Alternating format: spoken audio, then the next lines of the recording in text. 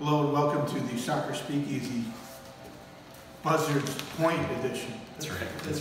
That's where we are. Navy Yard, Buzzards Point. Yeah, we're Buzzards Point. Well, the Buzzards are out picking the carrion of the DC United team out there. It was an incredible game. The Crew, for the second year in a row, beat a heavy favorite, a huge underdog. They beat a heavy favorite in United, one of the hottest teams in the league, probably the hottest team in the league. On penalties again. And yes, it was 1-1 at the end of the first half, no scoring in the second half. No, that's not 2 goals in the second half. No. Oh yeah, I'm sorry, yeah. Two separate parts of the game. Yeah, you're right. Regulation was talking out. Second half was scoreless. It goes to overtime, 2 15-minute halves of overtime. And the first, it's about 6 minutes in, Federico Higuain scores his second goal of the night. Nice header off of a Harrison Awful cross. A capital dome, just the back of it. And then with just 5 minutes left in regulation, not counting stoppage time, De Leon scores. Yeah, it was a free kick from Wayne Rooney that bounced around. The Crew failed to clear it, and Nick De Leon, who's had a few playoff heroics in his career, scores from distance and beats Stefan inside the left post and evens it up. And this place was going bananas. And I will give credit to the DC United fans and Audi Field. The place was packed. It was rocking. 20,600. Exactly, a sellout, and that tied it 2-2. And it was kind of a here we go again type of thing where they're heading into penalty kicks in the knockout round game on the road, and you rely on Zach Steffen to try to win you that game. Oh, it was a crazy game. The back and forth, the way the tension built in the second half, the way it built heading toward the end of the second overtime period, and the goal, and you're thinking of what else could happen in this thing. Right. You go to the shootout. Zach Steffen makes saves on Wayne Rooney and Luciano Acosta, the 2 superstars of DC United, and the last kicker for United, De Leon again, sends it high over the bar, and that was it. The place went dead quiet almost immediately. Well, it was one of the more remarkable oral experiences of my life. Right. One, the interesting part. That's AU. Don't get weird out there, Morgan.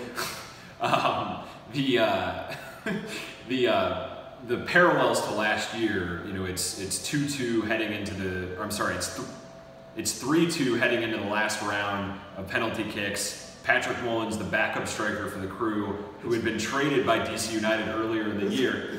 I mean, you can't even write a narrative like that. Steps up and, with a chance to win it in the 5th round of PKs, and clanks it off the right post. And all of a sudden you're thinking, oh man, to get the goalkeepers ready, they're going to have to, go 10 rounds in this thing, or, I don't know. But, at that point, De Leon steps up and, like Mike said, skies it. But you're thinking about Adam John last year winning it for the Crew, and that's the immediate thing you think of. So a lot of parallels in this game for sure. I think the one main difference for me, and the thing I noticed was, first of all, the scoring. Obviously last year was 0-0 after 120 minutes. And I thought the Crew had control for large parts of this game. I think, deep into to extra time, you thought they were going to pull this one out before the tying goal. Now, Wayne Rooney is not averse to speaking his mind to referees, but tonight it appeared to me the Crew so frustrated him by taking away his space that his confabs with the referees were a tad more vociferous and sort of spoke to his level of frustration. Acosta too.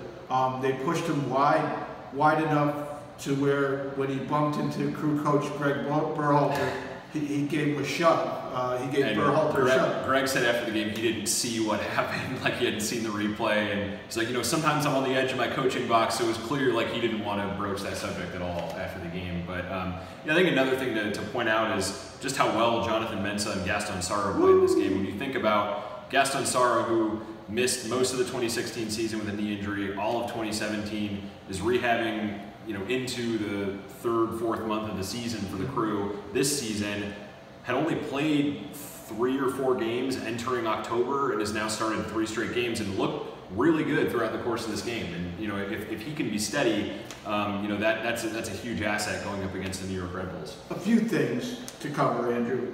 One, Higuain was a beast. I had 2 goals. Right. And you can tell when the stakes go up how badly he wants to play.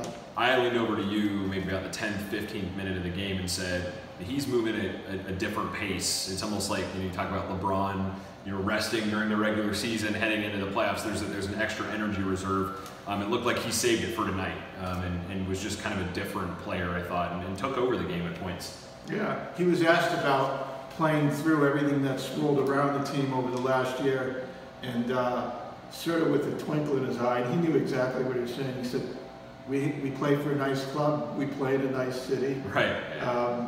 And he smiled, and then he finished the quote off by saying something like, I asked him as well, because last year to start off the penalty shootout, he went, Panenka right down the middle to kind of frustrate Ragozan. And this time I think he went to the side. He went left post. Right. And I asked him, why didn't you do that again? Did it cross your mind, kind of, tongue in cheek? And he said, I'm crazy, but I'm not stupid. So that's him. And the other thing we should point out, Pedro Santos goes down with an injury. I think it was an ankle. Berhalter didn't really have an update after the game, just said it's not good, at least it didn't look good. He was stretchered off. And he was stretchered off, and he had crutches in the locker room. So, especially on a quick turnaround like Sunday, I would not expect him to play. And, we don't know the extent of the injury, but, thinking a game 2.5 days from now, it just doesn't seem likely. So. Well, it was just one of those remarkable nights that you feel privileged to be on hand for, just like in Atlanta last year.